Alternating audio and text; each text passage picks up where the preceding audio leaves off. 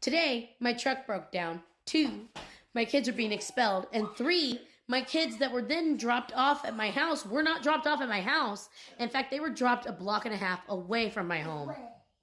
My kids are autistic, have special needs, and in their IEP, it states that they are to be dropped off in the front of my home. They were not dropped off at the front of my home. In fact, my kids were terrified when a lady had to come up and talk to them and say, "Where's your mommy? Are you okay, honey?"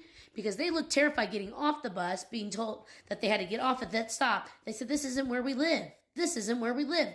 Arguing with the damn bus driver, and then they just started walking around. Again, I did my research moving here, and there is a predator about 3 or 4 blocks away from us. And this little guy came up to me, and he was crying. Right now, he's calm. He's a little lucid because we had to have a talk and everything. And I asked him a lot of questions, and he's feeling so overwhelmed. And I sat there and said, "It's not your fault."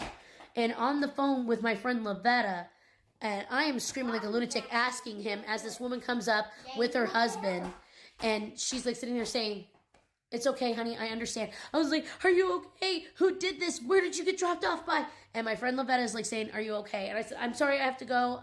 I felt like an asshole for genuinely being so upset, shaking with rage, screaming, crying on the phone to her because I honestly didn't know what was going on. I just thought my car was having an issue, and then all of a sudden my kids are being expelled and I have no way of getting to them, and then they're being dropped off at a location that they don't know anything about, and they got confused and were trying to walk the other way to find their home.